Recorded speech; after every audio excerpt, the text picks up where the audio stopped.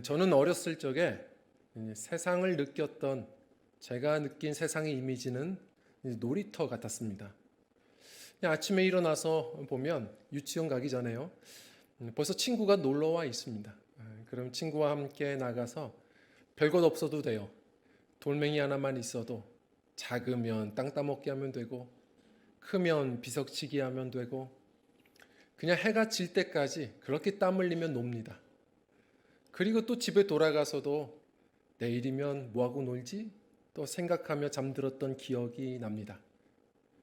그런데 순식간에 좀 다르게 느껴지기 시작했죠. 조금 있다 보니 세상을 살아가면서 느끼는 느낌은 세상은 놀이터가 아니라 전쟁터와 같구나. 매 순간이 경쟁해야 되고 그리고 내가 생각한 대로 되지 않는 난관을 많이 경험하면서 우리 삶도 마찬가지지만 내 마음의 이 총성이 그치지 않는구나. 이 전쟁터 같다라는 생각을 또 갖게 되었죠. 아마 우리 성도님들도 비슷한 경험을 지금 계속하며 사시지 않습니까?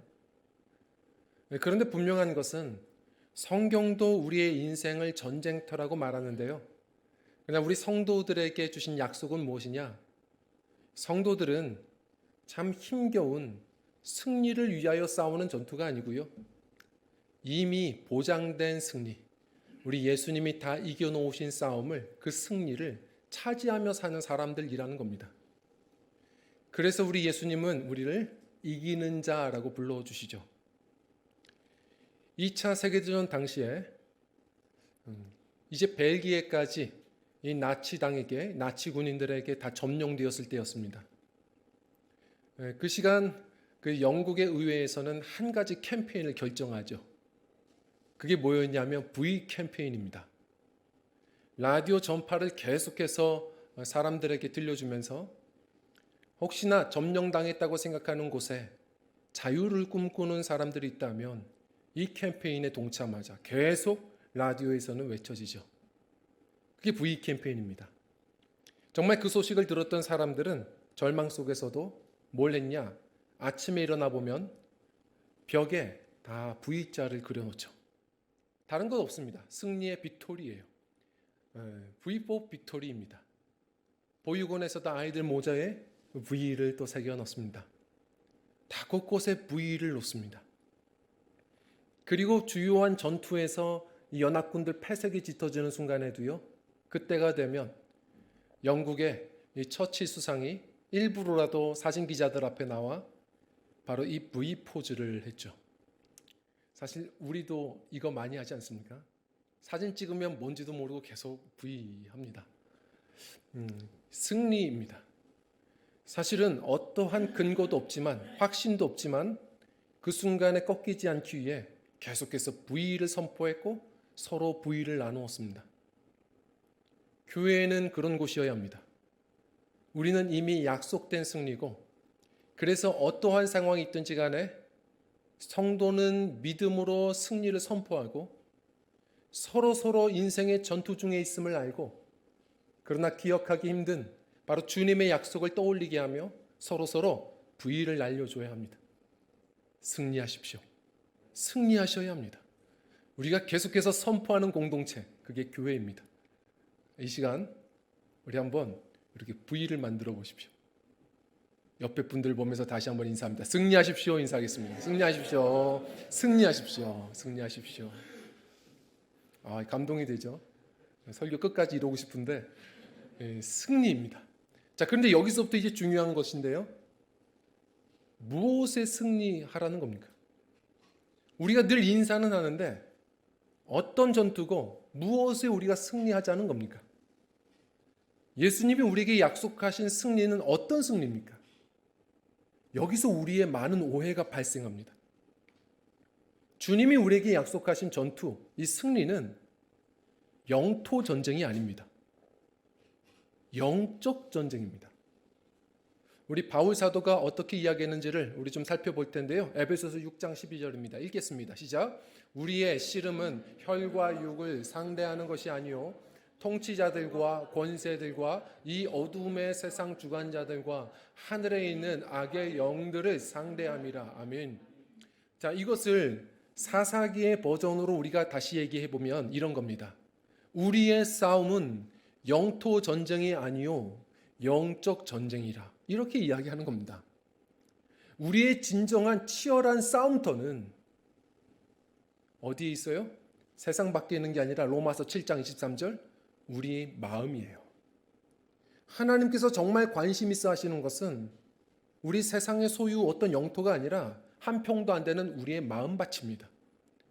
이 싸움을 우린 승리해야 되고 이미 이 승리를 확신하고 이 승리를 차지하며 살아가야 합니다. 자, 이것이 사사기인데요. 사사기는 무엇입니까? 사사라는 말이 무슨 뜻이죠? 이게 영어로는 저지예요. 이게 이 재판관 뭐 이런 의미가 또 있습니다. 지금 이스라엘은 왕정 시대가 아직 아닙니다. 정확히 말하자면 왕이 없던 건 아니죠. 하나님이 말씀하신 대로 하나님이 친히 왕이 되시는 나라였어요. 그런데 중요한 건 여호수아와 그의 군대들이 결국 가나안 땅을 약속의 땅을 다 차지하고 나서 영토를 다 차지했거든요. 근데 시간이 지나서 여호수아의 유언을 다 잊어버리고 이 사람들이 죄를 짓기 시작합니다. 우상 숭배를 많이 하죠. 이게 사사기예요. 그때마다 하나님께서는 그럼 니네 마음대로 한번 해봐. 하나님의 다스림 밖으로 한번 살아가도록 울타리를 걷어내세요. 그러면 그때마다 이방 민족들이 침입해서 그들이 그 압제 속에 고통받고 하나님께 회개합니다. 그러면 그때 하나님은 긍휼하셔서 한 구원자를 또 내세워 주시죠. 성령의 충만한, 그래서 용맹한 그 이방 민족들을 다시 몰아내고 평화를 줄 만한 그 한 사람을 세웁니다. 그 사람들은 또 백성들을 잘 재판하고 치리도 하죠. 그들이 바로 왕정시대 전에 잠시 있었던 사사들입니다. 그런데 묻겠습니다.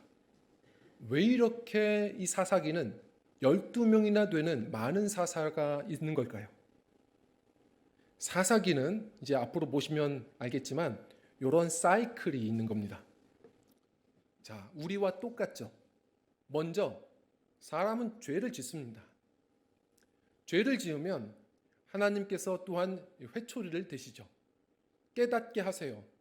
그러면 이 사사기는 이방 민족을 통해서 매를 맞게 되면 이스라엘 백성들은 어떻게 하느냐? 또 염치불구하고 하나님께 나아가 회개하고 기도합니다.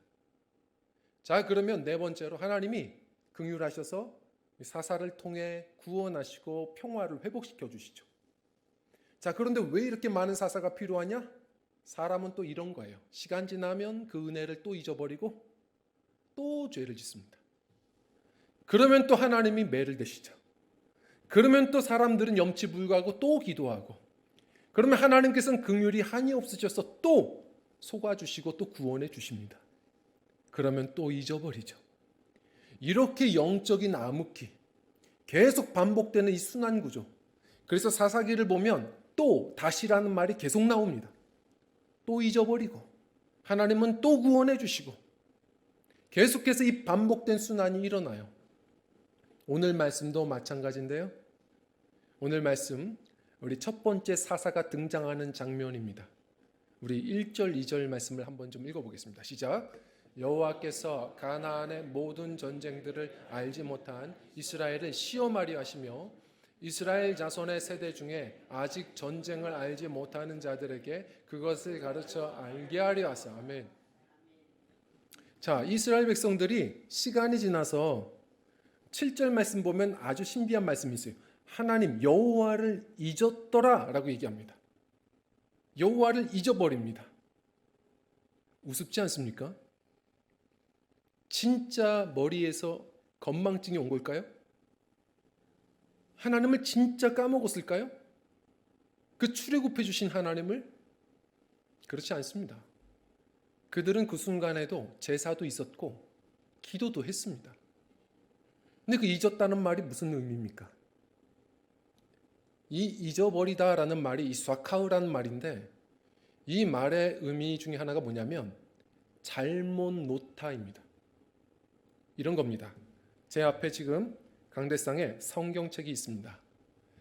여기에 이렇게 두면 제가 설교하기도 좀 편하고 그리고 이게 보기가 좋죠. 제가 뭐 이걸 가지고서 머리에 쓰거나 혹은 낸시랭처럼 뭐 어깨에 올려놓거나 혹은 뭐 컵받침으로 쓰거나 보기도 좋지 않고 많은 분들이 은혜가 안 될 겁니다. 잘못 놓는 거죠. 뭐든지 놓되 잘 놔야 됩니다. 하나님은 어디에 두어야 합니까? 하나님은 마음속에 우리가 두어야죠. 마음속 어디요? 중심에 둬야 합니다. 그런데 어느 순간 우리가 처음 주님을 믿게 될 땐 뜨겁습니다. 우리 마음의 중심이시고 주님이 내 삶의 중심이시죠. 근데 어느 순간 그렇지 않습니다. 이 은혜가 식어지고 똑같아요. 시간이 지나면 어느 순간 우리의 찬양과 달리 모든 것이 은혜여야 하는데 거꾸로 어느 순간 당연해집니다. 예배가 지루해지고 모든 삶에 어떠한 선물을 주셔도 익숙해져 버립니다. 은혜는 사라지고 은혜의 생활이 지루해지죠. 하나님은 어느 순간 기억하죠. 우리가 간증하라고 하면 예전의 간증을 또 우리가 또 생각해내고 얘기도 합니다. 중요한 건 그분이 내 삶의 지금 중심이냐는 겁니다. 지금 내 마음의 중심이냐는 겁니다. 그렇지 않은 겁니다. 어느 순간 주님은 내 변방에 계시고 내 마음의 중심에 다른 것이 찾아오는 거죠. 세상 그 어떤 것이 찾아옵니다. 이스라엘 백성들이 바알과 아세라들을 섬겼다고 말합니다. 바알이 뭐죠? 풍요의 신입니다. 아세라는 다산 쾌락의 신이에요. 지금도 여전히 존재합니다. 다시 말해 세상이에요. 세상을 우리가 사랑하다 보면 그 세상의 그 어떤 것이 우리 마음에 주님보다 더 큰 즐거움이 됩니다. 이 중심부에 찾아와요. 그래서 어느 순간 하나님의 음성을 듣기보다 그것이 말하는 걸 듣죠. 어떤 분은 돈입니다. 주님의 음성보다 내 신앙보다 더 중요한 게 돈 버는 일이에요. 돈이 말하는 대로 우린 순종합니다. 어떤 분들은 자식입니다. 자식은 사랑스럽죠. 근데 어느 순간 하나님의 음성보다 그 자녀의 말이 더 크게 들려오죠. 그때서부터 그것이 성경이 말하는 우상이 되는 것입니다. 돈 자체가 문제가 아닙니다. 돈을 사랑함이 일만하게 뿌리니라. 어느 순간 주님보다 더 사랑하게 될 때가 문제입니다. 성도님들, 이것이 하나님으로 인정하지 못하는 것이고 하나님을 우리가 잊어버리는 그런 태도들입니다. 하나님을 하나님으로 기억해야 되는데 잊는 겁니다. 그러면 하나님이 어떻게 하시느냐? 1절 말씀대로 이스라엘을 시험하려 하시며 그때 하나님이 시험을 하십니다. 자, 기억하십시오. 야고보서에서 이야기하는 것처럼 하나님은 우리를 유혹하지는 않으십니다. 넘어뜨리려고 그렇게 템테이션, 유혹하지는 않으세요. 근데 어떤 시험을 하시죠? 테스트를 하십니다. 그 이유가 뭔지 아세요? 성도들도 그래서 고난이 있습니다. 괴로움도 있어요. 그런데 그 시간을 통해서 무엇을 하게 하려 하시려고? 잊었던 하나님을 기억하게 하려 하시려고. 제가 학생 시절에는 좀 몰랐습니다. 우리 선생님들 보면 좀 느끼는데 우리 학생 신분의 우리 선생님들 보면 지금 아마 기말고사 기간인 분들이 있어요. 표정만 봐도 압니다. 그런데 사실 제가 학생 시절에는 시험 공부하는 게 너무 힘들었습니다. 나중에 이제 학생들 좀 가르쳐 보니까 그때 느낀 게 있어요. 시험 공부도 어렵지만 시험 출제도 어려운 겁니다. 이게 애정이 있을 때 말입니다. 애정이 있을 때는 어려워요. 제가 처음 이제 신학생들 가르치고 이제 처음 시험 문제를 낼 때였는데 정말 기도하며 밤을 샜던 것 같아요. 어떻게 하면 이번 시험에 좋은 시험 문제를 낼까?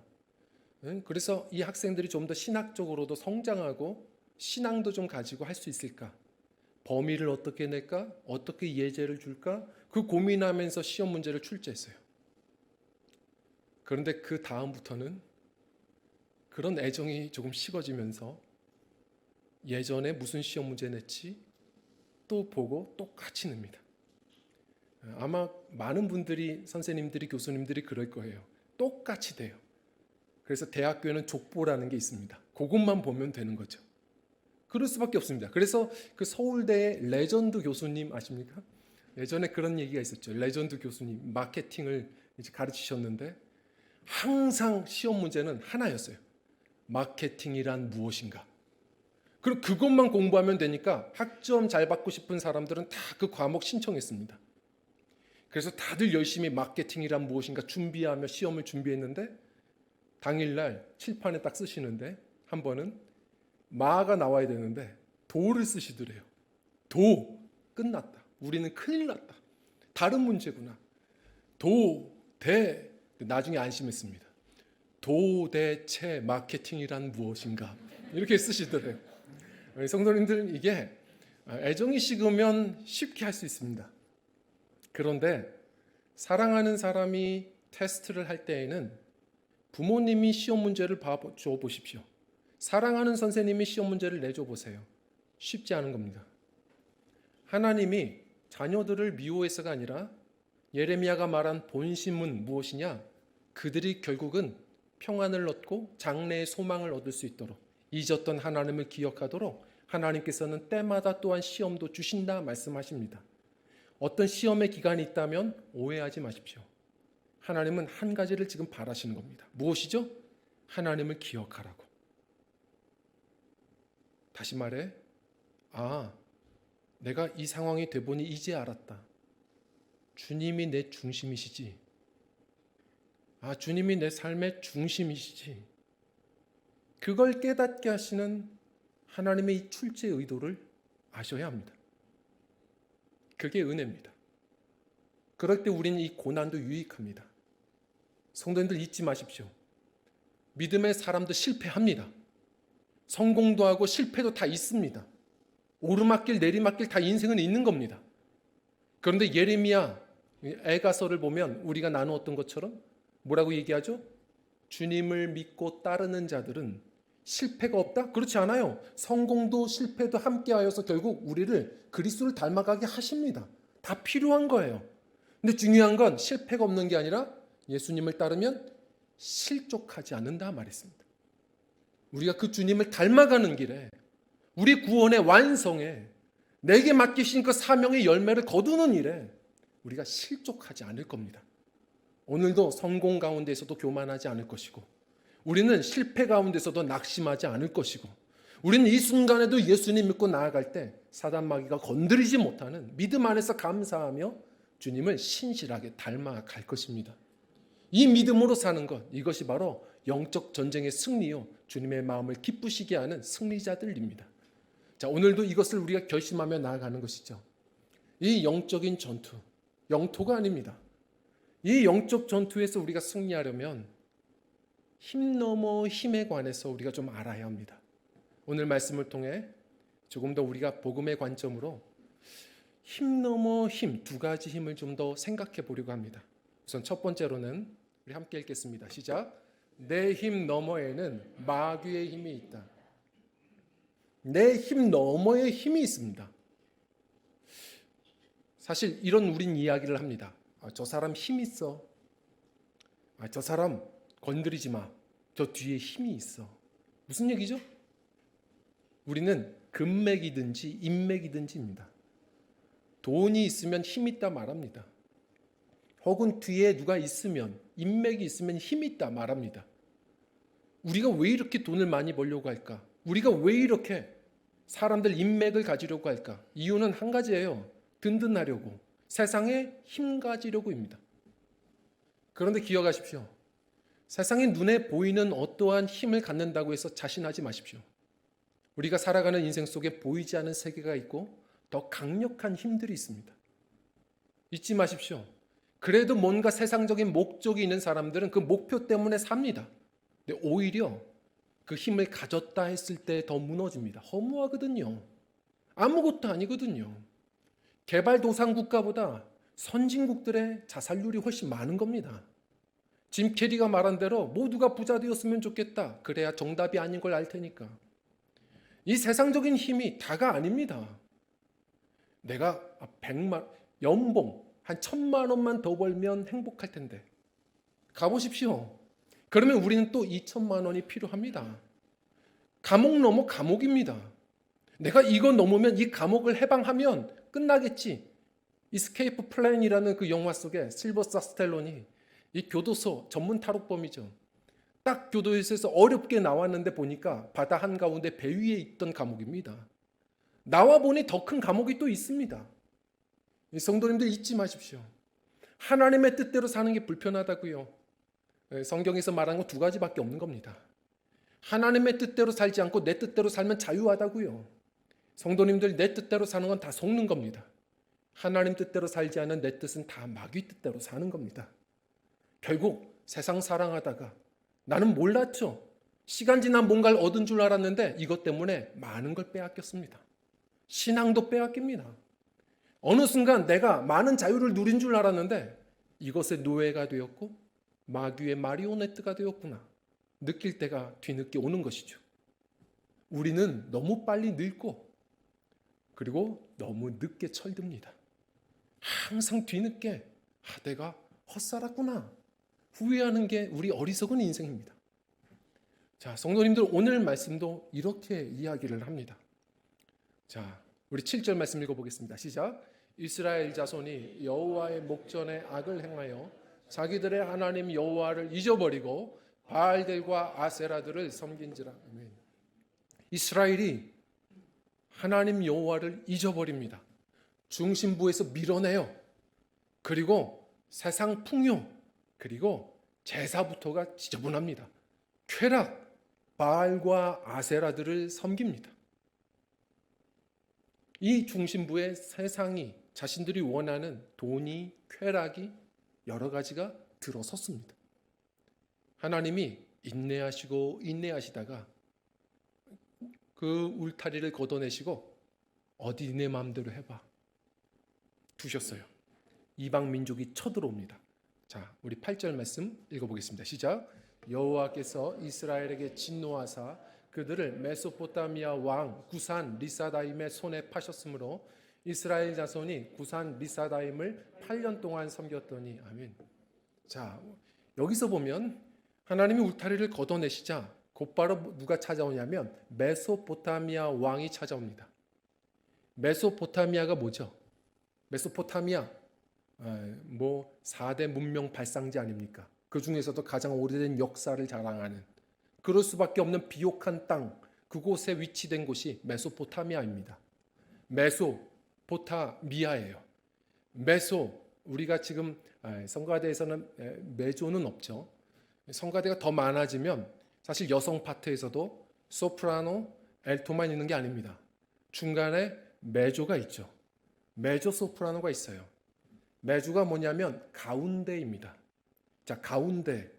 포타가 뭡니까? 강입니다. 강 사이에예요. 그곳에 있는 도시입니다. 이 고대부터 비옥했던 강 사이, 티그리스강, 유프라테스강 사이에 있던 메소포타미아 비옥한 초승달 지역입니다. 이 풍요로운 땅, 다시 말해서 이 말은 무슨 얘기냐? 풍요를 하나님보다 더 사랑하기 시작하니 어느 순간 아예 풍요의 나라에 삼키움을 당했다는 겁니다. 자, 그 삼키운 세상의 그 임금이 누굴까요? 구산 리사다임이라고 말합니다. 오늘 성경 말씀 읽을 때 자꾸 우리 말이 실수가 되죠. 어려운 말이에요. 구산 리사다임, 발음이 어렵습니다. 그런데 이 구산 리사다임은 전체가 다 이름이냐? 제가 보기엔 그렇지 않습니다. 확신할 수 있습니다. 왜냐하면 구산은 이름일 수 있어도요, 리사다임은 그렇지 않을 겁니다. 리사다임이 무슨 뜻이냐면 이중악이라는 뜻입니다. 악 중에 악, 쌍마귀, 이렇게 얘기할 수 있는 거예요. 악한 놈 중에 악한 놈, 악한 권세 중에 권세자입니다. 우리는 이것을 통해서 이 세상의 왕, 세상 자층의 임금, 마귀를 우리는 또 떠올리게 됩니다. 바로 이 짧은 구절에 구산 리사다임을 4번이나 반복합니다. 우리가 하나님보다 무언가 세상을 더 사랑하기 시작하면 어느 순간 그것을 얻는 것 같지만 내가 그것의 종이 되어 살아가게 된다라는 사실입니다. 성도님들, 이것을 빨리 깨닫는 것이 또 지혜입니다. 자, 이것으로부터 우리가 승리할 수 있는 방식은 무엇이냐? 우리 두 번째입니다. 우리 같이 읽겠습니다. 시작. 그 힘 너머에는 하나님의 힘이 있다입니다. 그 모든 힘 너머에 하나님의 힘이 있음을 기억하는 겁니다. 바로 우리의 구원자가 필요합니다. 자, 오늘 성경 말씀을 계속 읽을 텐데요. 우리 9절 말씀 읽어보겠습니다. 시작. 이스라엘 자손이 여호와께 부르짖음에 여호와께서 이스라엘 자손을 위하여 한 구원자를 세워 그들을 구원하게 하시니 그는 곧 갈렙의 아우 그나스의 아들 온니엘이라. 아멘. 그들이 염치불구하고 하나님께 나아가 알고는 있었던 거죠. 다시 하나님을 중심으로 바라보며 회개하고 기도합니다. 그때 하나님께서는 또 그들을 사랑하셔서 구원자를 긴급하게 세우시죠. 자, 그가 온니엘이었다라고 말합니다. 갈렙의 아우. 사실은 또 다른 성경에 보면 갈렙의 사위로도 나옵니다. 이 온니엘이 등장을 합니다.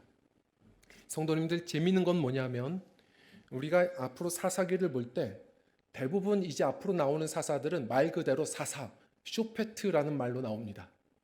그런데 온니엘을 얘기할 때 독특한 말을 쓰죠. 뭐라고 합니까? 구원자라고 얘기합니다. 구원자입니다. 하나님께서 우리를 구원해 주시는 바로 그 야사, 우리 예수 그리스도를 예표하는 바로 그 모습을 우리에게 보여주십니다.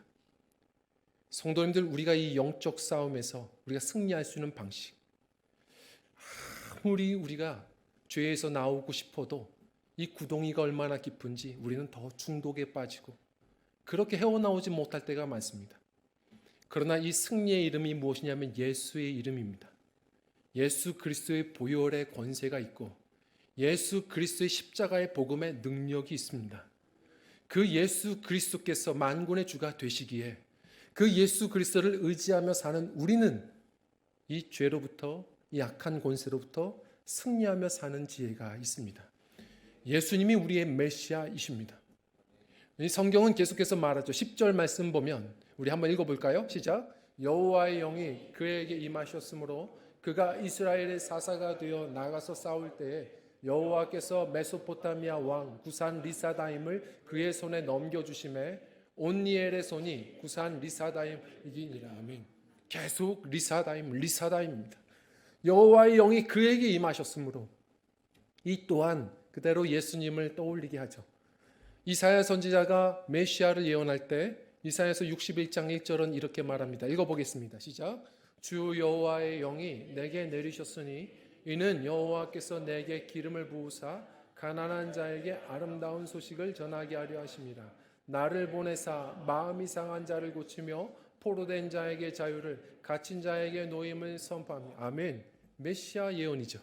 예수님께서 이 다음 정말 이 땅에 오셨을 때에 공생의 사역 초기에 회당에 들어가서 설교하셨던 설교 내용이 뭐였습니까? 그 이사야 선지자의 책을 달라고 얘기하시고 그 책을 펴서 이 말씀을 그대로 읽으셨습니다. 여호와의 영이 내게 내리셨으니 선포하시죠. 가포 눈눌 가난한 자에게, 포로된 자에게, 눈먼 자에게, 눌린 자에게 해방의 기쁨을 주신다. 선포하셨습니다. 그러면서 뭐라고 말씀하셨죠? 다들 귀를 쫑긋 세우는데 이 유명한 말씀을 선포하시고 이 말씀이 네 귀에 오늘날 너희들의 귀에 응하였느니라. 예수님이 메시아라는 겁니다. 성도님들, 그 예수님이 악한 권세로부터 승리케 하시는, 죄와 사망의 권세를 이기게 하시는 구원자 되십니다. 성도님들, 그분이 우리의 온니엘입니다.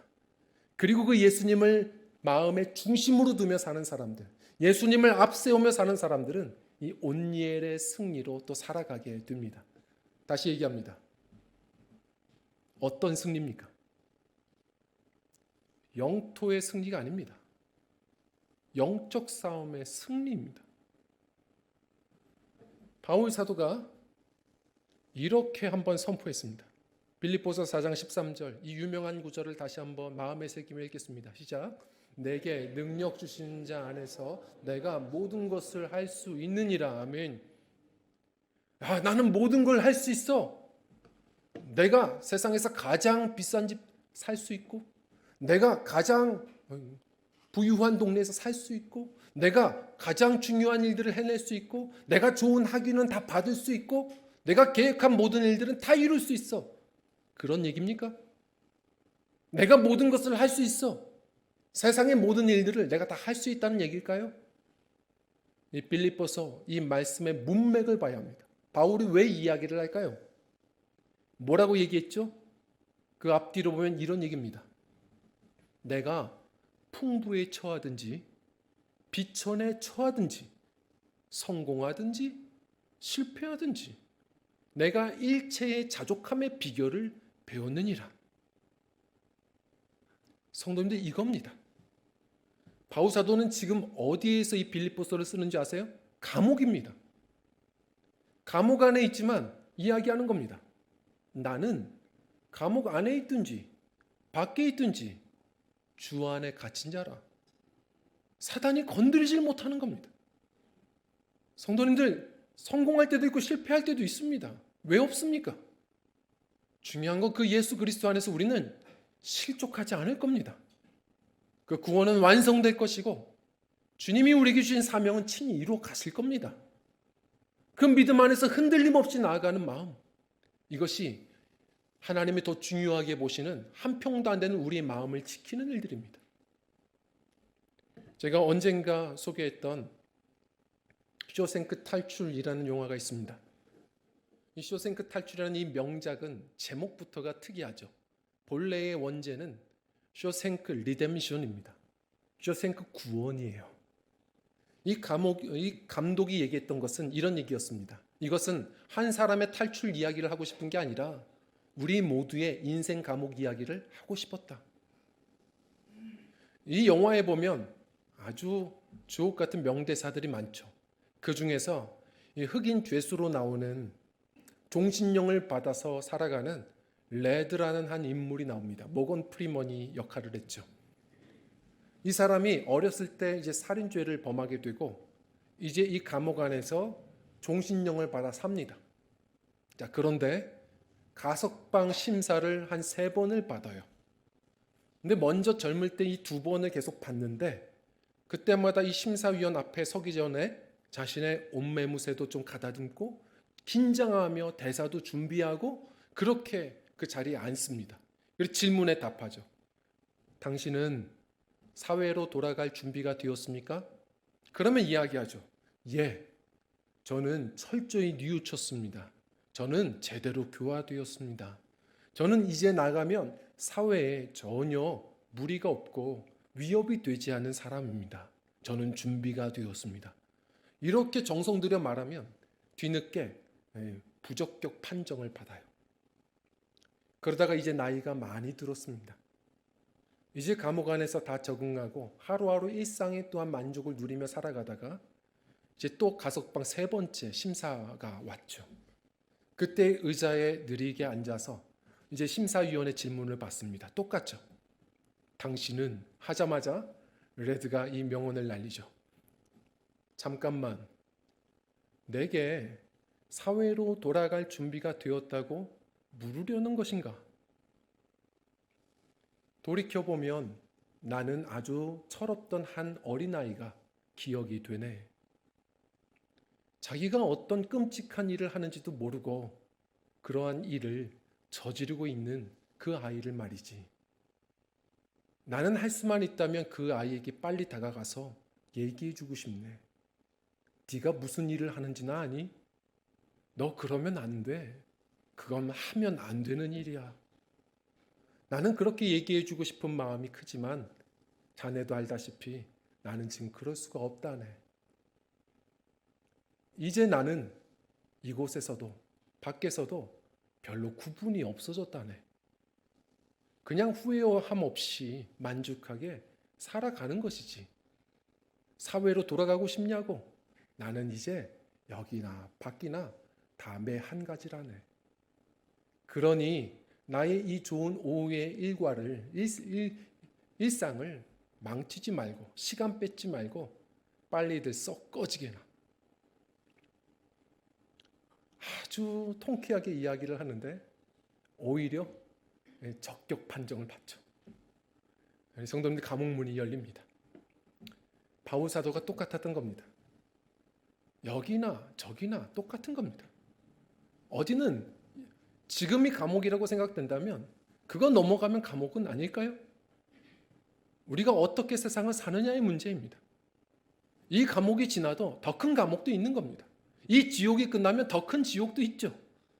성도님들, 그러나 이곳을 예수 그리스도 안에서 사는 천국으로 우리가 살아낼 때 우리는 그 어디나 또 하나님 나라를 누리며 삽니다. 이것이 믿음의 승리입니다. 이것이 사단이 교만할 때, 때로는 우리가 낙심할 때, 이럴 때 저럴 때 늘 틈타서 찾아와 우리의 마음을 점령하려고 드는 이 사단의 수많은 공격 앞에서 우리 마음을 지켜내는 승리자들의 태도임을 기억해야 합니다. 우리는 이때에도 저 때에도 만족하는 것. 그리고 모든 세상의 사람들이 세상에 잠시 가지고 있는 그것을 힘이라고 선포하며 살 때 영원하신 나의 힘 되시는 주님을 선포하며 사는 것. 이것이 은혜입니다. 온니엘이라는 이름의 뜻이 뭐입니까? 온니엘이라는 이름의 뜻이 하나님이 나의 힘이시다입니다. 성도님들, 그 당시에도 세상의 수많은 사람들은 바알과 아세라, 세상의 어떤 소유가 힘이라고들 말했던 세상이었습니다. 그 순간에도 바로 갈렙에게 배운 그대로 그는 믿음을 자랑했고 그는 이름값하며 날마다 하나님이 힘이시라 선포했던 사람. 하나님은 그래서 그를 사용하셨던 것을 우리는 보게 됩니다. 제가 말씀을 준비하면서 개척을 했던 당시가 또 다시 한번 좀 떠올랐습니다. 개척을 준비하고 개척을 해나가는 그 순간에 사실 몹시 많이 두려웠습니다. 왜 이렇게 그 순간 두려웠을까? 왜 이렇게 겁이 났을까? 이제 생각을 해봤죠. 물론 많은 분들이 또 함께 해주시고 전 감사하게 또 시작할 수 있었지만 개척이라는 게 많이 두려웠어요. 그 이유가 뭔가를 생각해 보니까 좀 정리가 됐습니다. 뭐 때문에 두려워했냐면 힘 빠지는 게 두려웠습니다. 그래도 젊었던 시절에 나름의 갖춰진 교회에서 직원들도 많고 저는 말씀만 준비하면 되고 안에서도 또 밖에 나가서도 동기들에게도 곳곳에서도 나름의 인정을 받고 나름의 여러 도움들을 얻었습니다. 힘이 있었던 거죠. 제 마음 안에도 이렇게 좀 더 힘 있는 목회자, 이런 예수님을 사랑한다고 하지만 제 안에 그러한 어떤 마음속의 그림들이 있었던 것 같습니다. 그런데 개척하면 힘 빠질 게 뻔하거든요. 제 그림들이 다 망가질 거라는 생각들이 있었거든요. 결국은 개척은 시작되었죠. 감사하게 시작됐지만 힘은 빠졌습니다. 예배를 드리고 그리고 정리하는 순간에 한 번도 안 해본 쓰레기도 정리해보고 의자도 정리해보고 안 해보던 일들을 하기 시작합니다. 그리고 돕는 사람들이 없죠.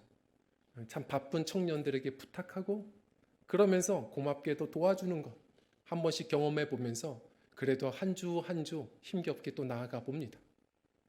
또 나아가 보면 동기들은 피합니다. 개척한 사람 부담스럽거든요. 힘 빠진 게 이런 거구나 또 한 번 느껴집니다. 근데 빨리 경험해서 참 감사했습니다.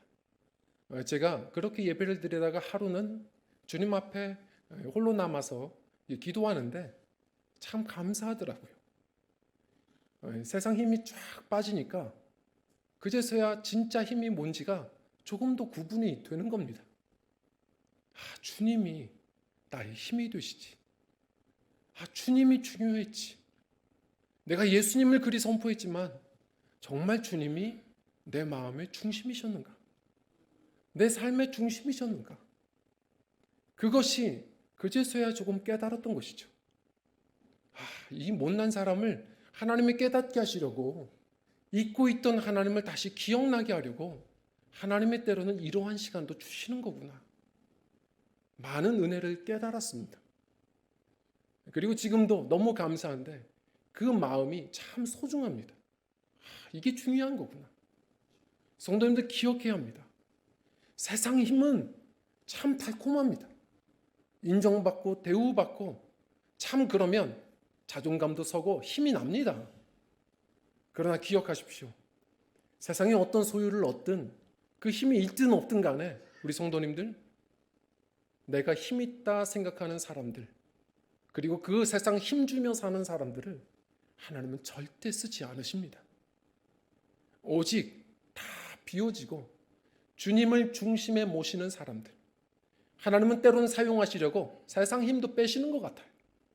한 번씩 우리의 건강도 우리의 삶의 경제도 흔들어 대시면서 누가 나의 힘인지를 다시 깨닫게 하시는 것 같습니다.